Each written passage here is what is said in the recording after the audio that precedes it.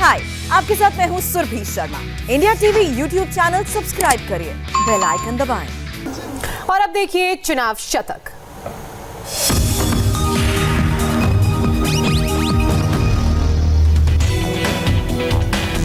PM Modi की rally से पहले बीजेपी महासचिव कैलाश विजयवर्गीय पहुंचे, ब्रिगेड मैदान, तैयारियों का लिया जायजा। पीएम मोदी की रैली के लिए ब्रिगेड ग्राउंड में 4 लेयर की सिक्योरिटी, कोलकाता पुलिस और सुरक्षा बलों के हवाले सुरक्षा। विजयवर्गीय ने दावा किया, कहा पीएम की रैली में लोगों से छोटी पड़ जाएगा ब्रिगेड मैदान। कैलाश विजयवर्गीय का आरोप, रात के अंधेरे में टीएमसी के गुंडों ने फाड़े पीएम मोदी के पोस्टर, चुनाव आयोग से बीजेपी करेगी शिकायत। विजयवर्गीय ने कहा, बंगाल के मन में है पीएम मोदी, पोस्टर फाड़ने से कुछ नहीं होगा। कैलाश विजयवर्गीय के बाद बंगाल बीजेपी अध्यक्ष दिलीप घोष भी ब्रिगेड मैदान पहुंचे, पीएम मोदी की रैली से पहले जायजा लिया। दिलीप घोष का दावा, लाखों लोग पीएम की रैली में होंगे शामिल, रैली के लिए कार्यकर्ता हैं उत्साहित। ममता के मैदान में उतरने के बाद आज नंदीग्राम जाएंगे बीजेपी नेता शुभेंदु अधिकारी, पीएम मोदी की कल की रैली से पहले निकालेंगे पदयात्रा। पदयात्रा के बाद नंदीग्राम में जनसभा को संबोधित करेंगे शुभेंदु अधिकारी, ममता पर कर सकते हैं करारा जंग। एक्ट्रेस पायल सरकार ने लोगों से पीएम की रैली में शामिल होने की अपील की, कुछ दिन पहले बीजेपी में शामिल हुई हैं पायल। पीएम मोदी की रैली को लेकर उत्साह में बीजेपी कार्यकर्ता तरह तरह के ड्रेस में पहुंच रहे हैं। बंगाल के बीजेपी महासचिव कैलाश विजयवर्गीय का बड़ा बयान सामने आया, कहा कल पीएम की रैली में शामिल होंगे मिथुन चक्रवर्ती। कैलाश विजयवर्गीय ने कहा, मेरी टेलीफोन पर हुई मिथुन चक्रवर्ती से बात, आज शाम को करेंगे मुलाकात। मिथुन चक्रवर्ती के सवाल पर बचते दिखे दिलीप घोष, कहा पीएम के कार्यक्रम में सभी का स्वागत। बाबुल सुप्रियो भी मिथुन चक्रवर्ती पर कुछ भी बोलने से बचते नजर आए, कहा कयास लगाना ठीक नहीं। बीजेपी में शामिल हुए टीएमसी के पूर्व सांसद दिनेश त्रिवेदी, बीजेपी अध्यक्ष जेपी नड्डा ने सदस्यता दिलाई। दिनेश त्रिवेदी ने कहा, मुझे इस पल का लंबे वक्त से इंतजार था, आज जनता के परिवार में हुआ शामिल। दिनेश त्रिवेदी ने टीएमसी पर बोला हमला, कहा टीएमसी में परिवार की होती है पूजा। दिनेश त्रिवेदी ने कहा, टीएमसी में तंग आ गया था, बिना कमीशन दिए नहीं होता था कोई काम। दिनेश त्रिवेदी ने पीएम की तारीफ की, कहा पीएम के नेतृत्व में देश सुरक्षित है, पड़ोसी देश भी भारत को गंभीरता से ले रहे हैं। जेपी नड्डा ने कहा, दिनेश त्रिवेदी का राजनीति में लंबा अनुभव, लंबी वैचारिक यात्रा कर बीजेपी में आए दिनेश त्रिवेदी। जेपी नड्डा ने कहा, दिनेश त्रिवेदी अच्छे व्यक्ति, गलत पार्टी में, अब सही पार्टी में आए।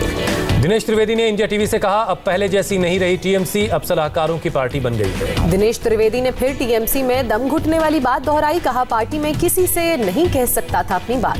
टिकट नहीं मिलने से नाराज दिनेश बजाज ने टीएमसी से दिया इस्तीफा, बीजेपी में होंगे शामिल।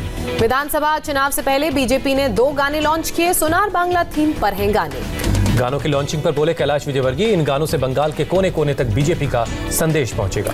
टीएमसी में उम्मीदवारों की सूची जारी होते ही बवाल, बाहरियों को उम्मीदवारी बनाए जाने पर टीएमसी कार्यकर्ताओं ने रात भर प्रदर्शन किया। टीएमसी से एक्ट्रेस सयानी घोष के टिकट का विरोध, सयानी पर भगवान शिव के अपमान का आरोप है, बीजेपी ने ममता पर उठाया सवाल।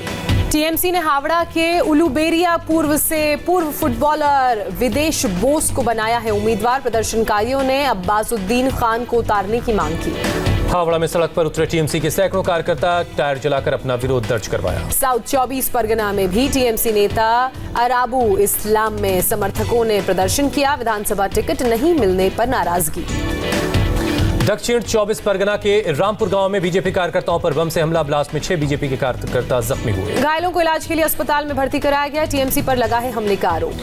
माथाभंगा और सीतल कुची इलाके में पुलिस का सर्च ऑपरेशन, 3 बंदूक, 20 राउंड कारतूस और 12 बम बरामद, 2 गिरफ्तार। कोयला घोटाले में फरार टीएमसी नेता विनय मिश्रा के बड़े भाई विकास मिश्रा के खिलाफ लुकआउट सर्कुलर जारी, सीबीआई ने जारी किया नोटिस।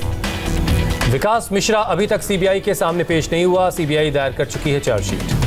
कैटल स्मगलिंग मामले में सीबीआई ने बंगाल पुलिस के बड़े अधिकारियों से पूछताछ की, एक आईजी और एसपी को पूछताछ के लिए बुलाया।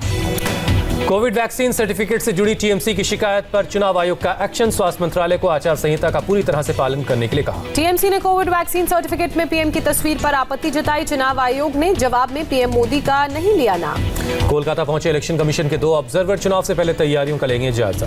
बंगाल में दूसरे चरण के चुनाव की अधिसूचना जारी, 1 अप्रैल को बंगाल में 30 विधानसभा सीटों पर चुनाव। ममता के भवानीपुर से चुनाव नहीं लड़ने पर बीजेपी का अटैक, बाबुल सुप्रियो ने कहा, हार के डर से छोड़ दी भवानीपुर की सीट। बाबुल सुप्रियो ने कहा, शुभेंदु अधिकारी नंदीग्राम से चुनाव लड़े तो ममता को 50,000 वोट से हराएंगे, 200 सीट जीतने का किया दावा। बीजेपी नेता राहुल सिन्हा ने ममता पर भवानीपुर की जनता को धोखा देने का आरोप लगाया, कहा ममता ने किया पलायन। बीजेपी सांसद अर्जुन सिंह ने ममता को कहा भगोड़ा, पुरानी सीट भवानीपुर छोड़कर भागने का आरोप लगाया। 3 दशक के बाद भवानीपुर से चुनाव नहीं लड़ेंगी ममता बनर्जी। 1991 में पहली बार चुनी गई थी। कोलकाता साउथ से सांसद, भवानीपुर इसी संसदीय क्षेत्र का हिस्सा है। भवानीपुर सीट से टीएमसी उम्मीदवार शोभनंद देव चटर्जी ने खारिज किया बीजेपी का आरोप। कहा हार के डर से ममता ने नहीं छोड़ी सीट। शोभन देव चटर्जी ने कहा पिछली बार सत्ता में आने की वजह नंदीग्राम थी, इसी वजह से ममता ने नंदीग्राम सीट को चुना है। नंदीग्राम में चुनाव प्रचार के दौरान बटतल्ला इलाके में मकान में रहेंगी ममता। मकान में रंग रोगन का कार्य जारी। उम्मीदवारों के नाम के ऐलान के बाद टीएमसी नेता प्रचार की तैयारियों में जुटे। साउथ कोलकाता में दीवारों पर लगाए गए पोस्टर। गोरखपुर के बीजेपी सांसद दरवेश ने भी बंगाल के चुनाव प्रचार में कूदे। ट्वीट कर कहा आ रहा हूं कोलकाता। बंगाल और असम में उम्मीदवारों पर कांग्रेस का मंथन। पहले 2 चरण के कैंडिडेट्स के नाम पर लगेगी मुहर। कांग्रेस नेता गुलाम नबी आजाद 5 राज्यों में चुनाव प्रचार के लिए तैयार। कहा अगले 2 महीने तक पार्टी को जीत दिलाना होगी प्राथमिकता।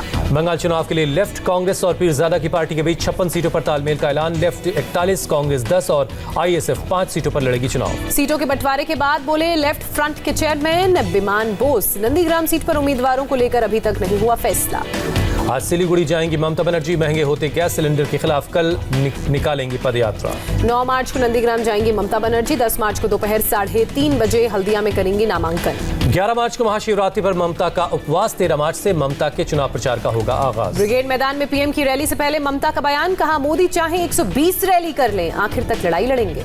टीएमसी सुप्रीमो ममता बनर्जी ने कालीघाट के अपने लकी रूम से रिलीज की लिस्ट। 2011 और 2016 विधानसभा चुनाव में भी यहीं से जारी की थी लिस्ट। बंगाल की सीएम ममता बनर्जी ने इस चुनाव को सबसे आसान बताया। कहा ये चुनाव हम हंसते हंसते जीतेंगे।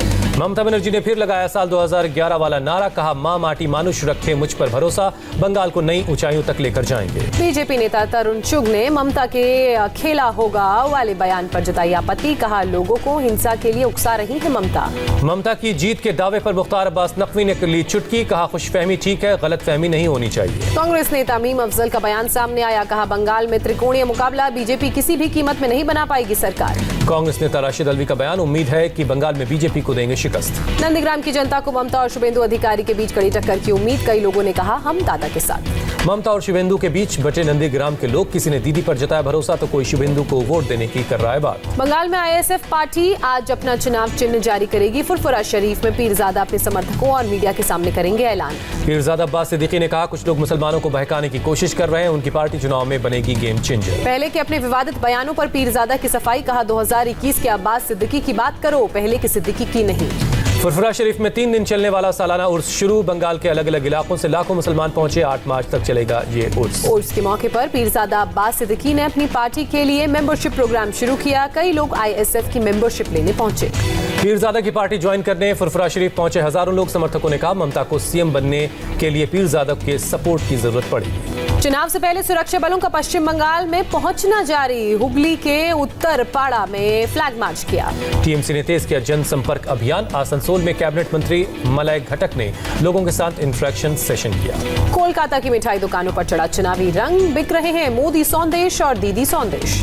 असम में एआईयूडीएफ के साथ सीट शेयरिंग फार्मूले से कांग्रेस नेता सुष्मिता देव नाराज। सिलचर की पूर्व सांसद हैं सुष्मिता देव। बीजेपी ने असम के लिए 70 उम्मीदवारों की सूची की जारी। माजुली सीट से ही लड़ेंगे सीएम सर्बानंद सोनोवाल। हेमंत बिस्वा शर्मा को जालुकाबाड़ी सीट से मैदान में उतारने का फैसला। बीजेपी ने 11 विधायकों का काटा टिकट। असम बीजेपी अध्यक्ष रंजीत दास की सीट बदली गई। सारभोग की जगह पाता चरकुची सीट से मैदान में उतरेंगे। असम में बीजेपी 92 सीटों पर लड़ेगी चुनाव। असम गण परिषद 26 सीट और 8 सीट पर यूपीपीआई उतारेगी अपने उम्मीदवार। असम बीजेपी अध्यक्ष रंजीत दास ने कहा हमारा अलायंस मजबूत। 126 में 100 सीट जीतने का दावा किया। असम के मंत्री भी हेमंत बिस्वा शर्मा ने कहा इस बार अधूरा रह गया एनआरसी का मुद्दा, चुनाव के बाद पूरा करेंगे। असम जातीय परिषद ने पहले चरण के लिए 18 उम्मीदवारों के नाम घोषित किए। पार्टी अध्यक्ष लोरी ज्योति गोगोई द्विलाजन से लड़ेंगी चुनाव। असम में पहले चरण के चुनाव के लिए अब तक सिर्फ 2 निर्दलीय उम्मीदवारों ने भरा पर्चा। 27 मार्च को 47 सीटों के लिए होगा मतदान। असम गण परिषद के संस्थापक प्रफुल्ल कुमार मोहंता के अलग पार्टी बनाकर चुनाव लड़ने की चर्चा। मोहंता का दिल्ली में चल रहा है इलाज। असम चुनाव से पहले इनकम टैक्स डिपार्टमेंट ने कसी कमर। चुनाव में काले धन के इस्तेमाल को रोकने के लिए बनाया कंट्रोल रूम।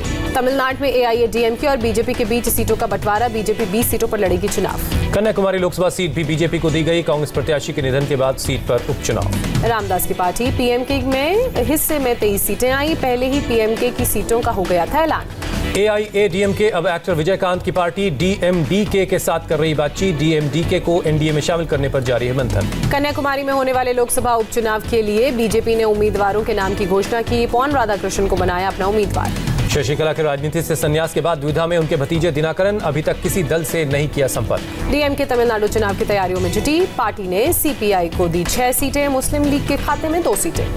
तमिलनाडु में कांग्रेस और डीएमके के बीच सीटों के बंटवारे को लेकर नहीं बनी अभी तक बात। वीरप्पा मोइली ने कहा, सम्मानजनक सीटों के लिए हमारी लड़ाई है। चेन्नई में सीपीएम एग्जीक्यूटिव कमेटी की बैठक। राज्य में गठबंधन और उम्मीदवारों पर होगा फैसला। केरल चुनाव में यूडीएफ में सीट बंटवारे पर आज लग सकती है अंतिम मुहर। पूर्व सीएम ओमान चांडी ने की बैठक। केरल में मुस्लिम लीग 7 मार्च के बाद अपने उम्मीदवारों के नामों का करेगी ऐलान। मल्लापुरम में बैठक के बाद मुस्लिम लीग महासचिव का बयान।